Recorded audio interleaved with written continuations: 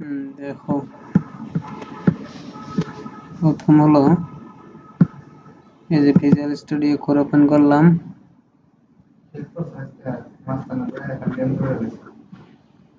Open করার পরে এরকম পেজ আসলে এই যে নিউ ফাইল এখানে অথবা এই যে ফাইল এখানে ক্লিক দেবা। এরপরে এখানে নিউ ফাইল এখানে ক্লিক দিয়ে এখানে একটা নাম দিবা। ধরো ফাইলটার নাম দিলাম আমি হলো index.html index.html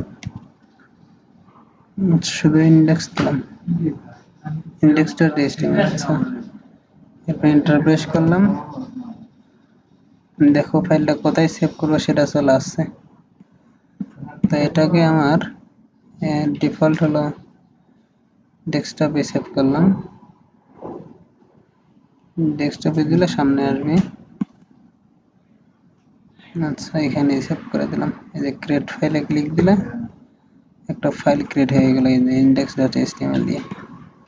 এই যে এটা ক্রস করলে চলে গেল। আবার এই যে এখানে আছে এটা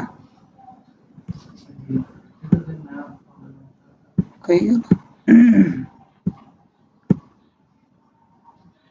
কই চলে গেল। ছোট ওপেন করি আবার।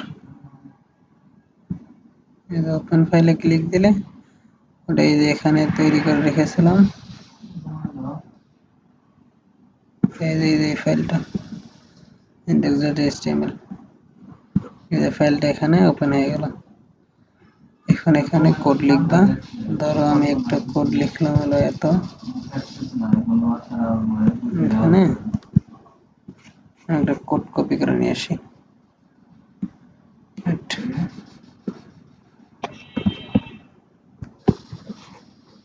কোডটা কপি করে নিয়ে এসে এখানে এডিট করব কোড।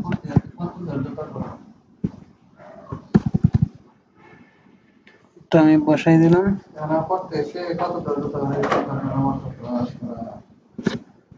এটা একটু বড় করে ডিসপ্লেটা।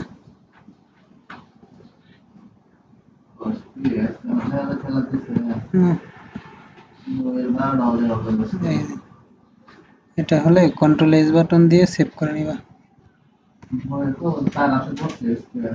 সেভ দিলাম আমি। এরপর এটা এখানে মিনিমাইজ করতে পারো করে এই যে ডেস্কটপে দেবো। এই যে এখানে যেখানে ফাইলটা সেভ করছিলাম সেখান থেকে এই যে ফাইলটা বের করবে এই যে index.html। এটাতে রাইট ক্লিক করে মাউসের তারপরে দেখবে যে ওপেন উইথ এই যে এখানে গেলে তারপর ক্রোম পাবা। আমারটা সামনে আছে, এখানে আছে। ওপেন উইথ দিলাম, এরপর ক্রোম দিলাম। বলে এই যে ক্রোম দিয়ে আমি ওপেন করেছি। এটা হলো। তো এটাকে আমি এই এক সাইডে রেখে আর এই যে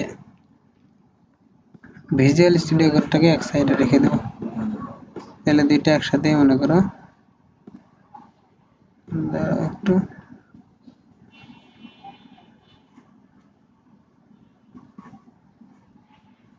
মাউস নাই তো সময় লাগতেছে। তো এই যে স্টুডিও কোডটা আমি আরেক সাইডে ওপেন করে নিব। এটাকে একটু ছোট করে নিলাম। এটাকে ডান পাশে দিলাম।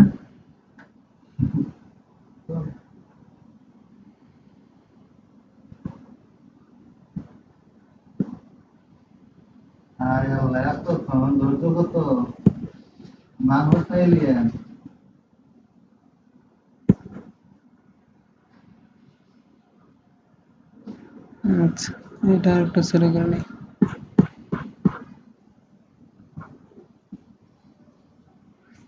এখন দেখো এই যে এখানে এডিট করবা।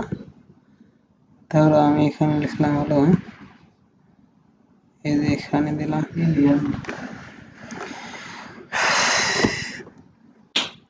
এখানে আমি দিলাম হলো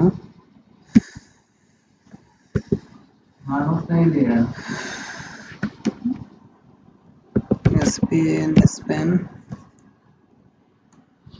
দিয়ে আকাশ এখানে একে আমার দেখো এই যে স্প্যান একটা দিছি, এই যে ডান পাশে এটা অটোমেটিকলি চলে আসছে। যেখানে দেখো আকাশ দিলাম একে সিস আকাশ দিলাম। এরপরে আবার দেখো ইন্টারভিউকে নিচে যে আরো একটা স্প্যান নেই, দেখো ওটা অটোমেটিক্যালি ক্লোজ হয়ে যাবে। এই যে ক্লোজ হয়ে গেছে। এখানে আমি আবার দিলাম হলো আকাশ টু, আকাশ টু। এটা আমি সেভ করে দিলাম, কন্ট্রোল এস দিয়ে সেভ করে এখানে আমি এটা রিফ্রেশ দেবো। এই যে ডান পাশে থেকে রিফ্রেশ দিলে এই যে দেখো নিচে চলে আসছে আকাশ, আকাশ টু। এটাকে সিএসএস এলিমেন্ট দিয়ে এখানে এটাকে বড় করা যায়।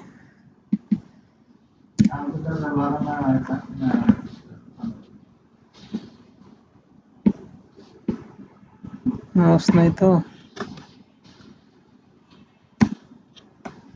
Style STI এলই style,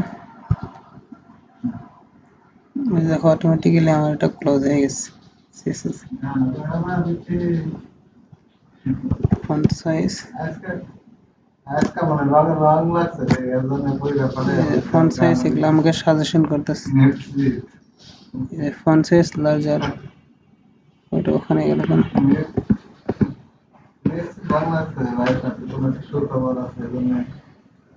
font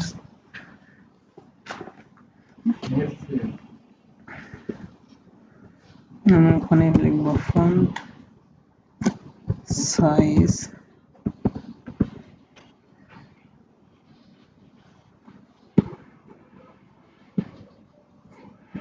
font size আমি এখানে দিব হলো 50 পিক্সেল। দেখো আমি এটা ওখানে দিয়ে এটা জাস্ট যদি সেভ করি আমি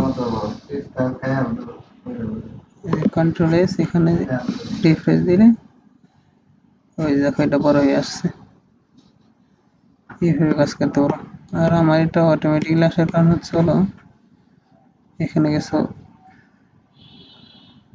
এক্সটেনশন আমার ওপেন করা আছে, এগুলো তোমার কাছে নাই, তুমি ওপেন করে নিবা।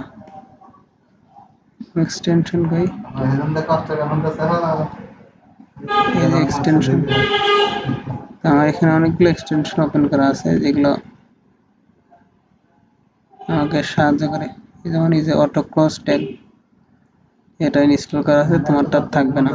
এরপরে এই যে auto import ES, auto rename tag, এগুলা আমার ইনস্টল করা আছে। ইনস্টল করতে গেলে এই যে এখানে লিখে সার্চ দিবা অটো ক্লোজ ট্যাগ, তাহলে দেখবা যে ওটা চলে আসছে।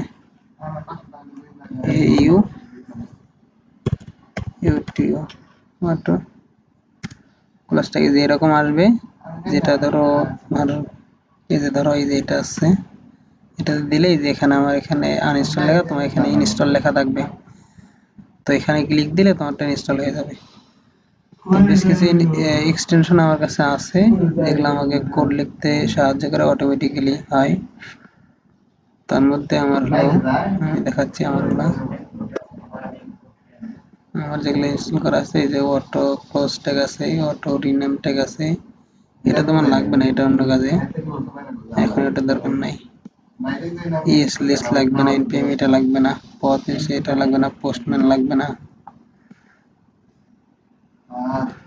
রিয়াক্ট এখনই লাগবে না তোমার। টেলিয়ন সিএসএস, টেলিয়ন সিএসএস এর ক্ষেত্রে লাগবে। ভিএস কোড রিয়াক্ট রিফ্যাক্টর, এটা তোমার লাগবে না, ওই যে তুমি ওইটাই নিও আগে, অটো ক্লোজ ট্যাগ, তাহলে হবে। তো এটাকে আমি ক্লোজ করে দিতেছি।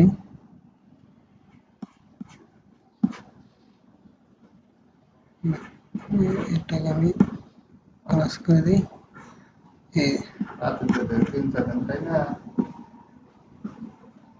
এভাবেই